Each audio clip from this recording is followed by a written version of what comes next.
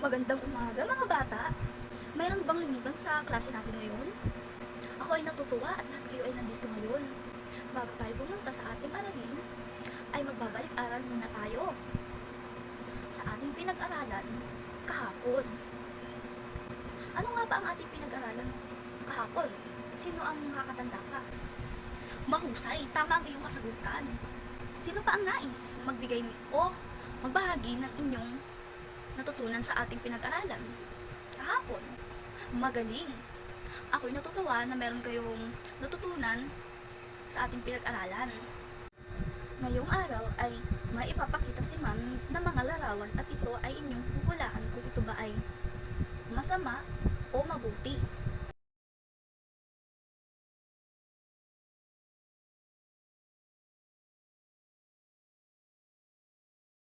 Ngayon, ano kaya ang ating pag-aaralan ngayon, mga bata? Tama! Ano nga ba ang netiquette? Isipin mo ang netiquette bilang magandang asal online.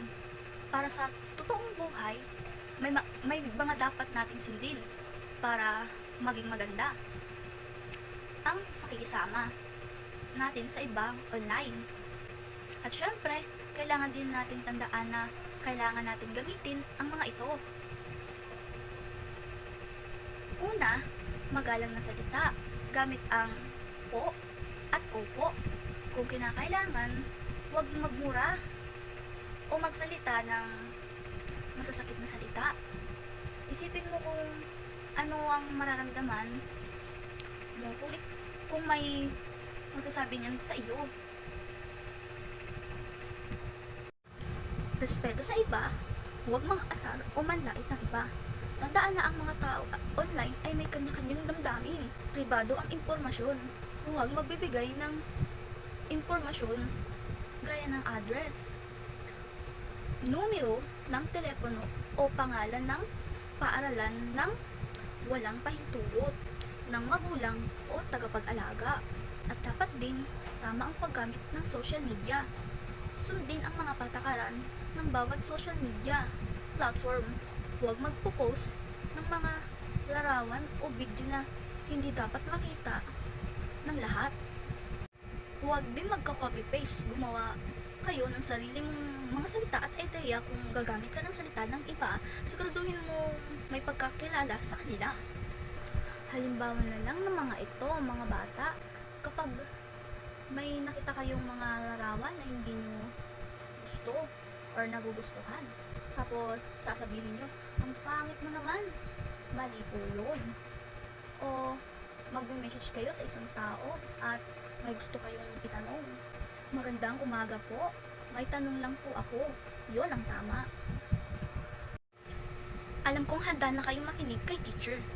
Ang lahat ay inaasahan kong hindi mag-iingay at hindi makikipagkwentuhan sa katabi. Hahatiin ko kayo sa 3 grupo. Bawat grupo ay makakatanggap ng mga larawan. Inyong uhulaan kung ito ba ay tama o mali. At ito ay inyong papaliwanag kung bakit ba naging tama o mali. Hindi kailangan ng tama agad ang sagot.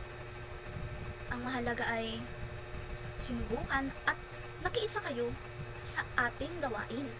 Meron kayong 5 na minuto para tapusin ang aktibidad.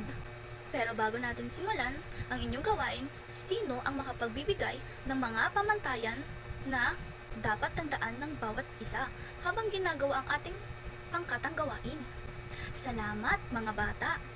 Maaari nyo nang simulan ang gawain. Mga bata, tapos na ba ang lahat? Ang itinakdang oras na ibinigay ko? Mga bata, ang netiquette lang ang tawag sa mabuting asal online para ito sa pagrespeto at pagiging mabait sa mga tao online. Gamit ang computer, phone, o tablet. Parang ganito, hindi ka naman sisigaw o i-interrupt ng tao sa personal, di ba? Ganon din online. Kailangan natin maging mabait. Huwag mga asar o manlalait. Gamit ang magagandang salita. Dapat natin ito gamitin. Mag-isip bago mag-post. Ipo-post mo ba ito kung kaharap mo ang tao? Pribado ba ang sasabihin mo? Naiintindihan ba? Protektahan ng sarili. Huwag makipag-usap sa strangers. Sabihin sa matanda kung may mali.